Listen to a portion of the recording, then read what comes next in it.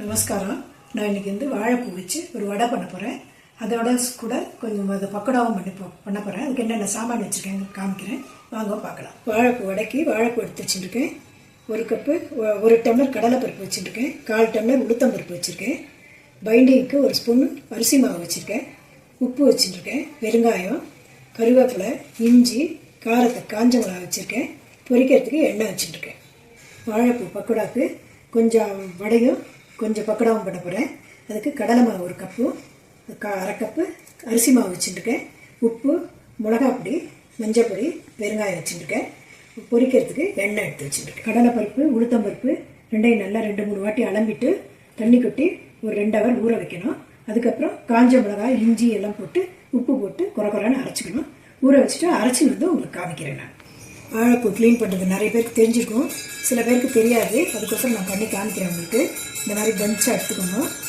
ஒரு பாத்திரத்தில் மோர் விட்டு ஜலம் வச்சுருக்கேன். ஏன்னா வாழைப்பூ கருப்பாயிடும். அதனால் அதை இப்படி பண்ணினீங்கன்னா தண்ணி தொட்டு எல்லாம் பிரிஞ்சு வரும். வரும்போது ஒரு நடுவில் ஒரு பாகம் இருக்கும், கெட்டியாக இருக்கும். அது இப்படி எடுத்தோம்னா வந்துடும். அது இருக்கக்கூடாது. அதை சாப்பிட்டோம்னா லூஸ் மோஷன் ஆகும். அதனால் இதை எடுத்துடணும். கசப்பும் வரும் அது. அதனால் அதை எடுத்துட்டு பூராத்தையும் அதை அப்படியே வச்சு திருத்தலாம். பூரா இது மாதிரி எடுத்து அதே மாதிரி சைடில் ஒன்று இருக்கும், அதே மாதிரி இப்படி இருக்கும் பாருங்கள், கிழிஞ்சல் மாதிரி. இதையும் எடுத்துடணும். அந்த மாதிரி தேய்ச்சிங்கன்னா இது அது எல்லாம் மேலோட வந்திருக்கும். இப்படி பிச்சை எடுத்துட்டு நீங்கள் அப்புறம் பொடி பொடியாக திருத்தி மோர்லேயே போட்டு வச்சுக்கோங்க. பண்ணும்போது ஒட்டை புழிஞ்சு போட்டு மாவில் பண்ணிக்கலாம், இல்லைன்னா கருப்பாயிடும். இப்படி எடுத்துருங்க எல்லாத்தையும்.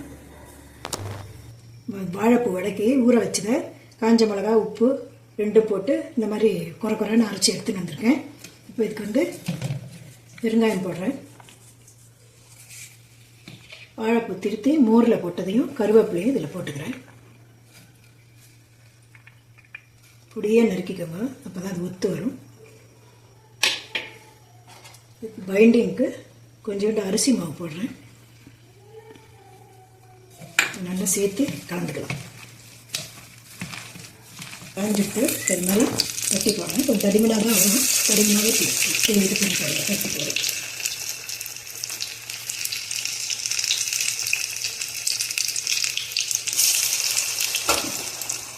இந்த மாதிரி ப்ரௌனாக வரும்போது நீங்கள் எடுத்துருங்க. 2 பக்கம் கொஞ்சம் திருப்பி போட்டு சேஃபாக வேக வச்சிங்கன்னா நல்லா கிறிஸ்பியாக இருக்கும். இதை இப்போ எடுத்துடலாம். அடுத்த வீடு போட்டு காமிக்கிறேன்.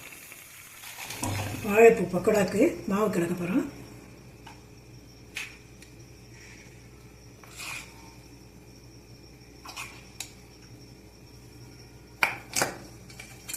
கடலை மாவு போட்டிருக்கேன் 4 ஸ்பூனு. அரிசி மாவு 2 ஸ்பூன் போடுறேன். மஞ்சள் பொடி கொஞ்சம் போடுறேன். காரத்துக்கு மிளகா பொடி போடுறேன். பெருங்காயம் போட்டுக்கிறேன். வாழைப்பூது இந்த அடியில் இருக்குமே, அதில் ஒன்றும் இருக்காது. அதனால் அதை அப்படியே எடுத்து முழுசாக வச்சுட்டுருக்கேன். அதையும் நல்லா தண்ணி இல்லாமல் பிரித்து போடுறேன். இதில்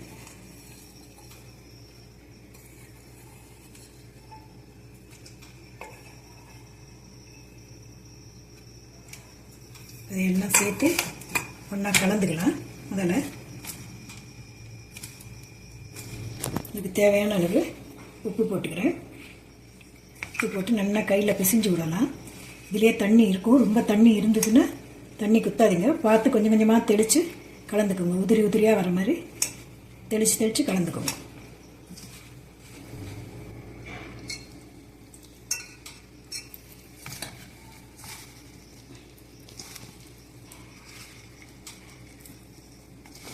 எண்ணெய் காஞ்சின்ட்டுருக்கு.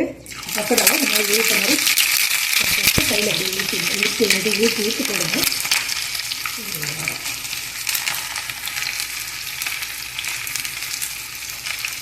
ஒரு வாழைப்பூ வடையும் வாழைப்பூ பக்கோடாவும் ரெடியாக இருக்குது. இது ஈவினிங் ஸ்நாக்ஸ்க்காகவும் வச்சுக்கலாம். சாதம், சாம்பார் சாதம் தொட்டுக்கிறதுக்கு வச்சுக்கலாம், நல்லாயிருக்கும். நீங்களும் பண்ணி பாருங்கள். அடுத்த வீடியோவில் பார்க்கலாம். நன்றி.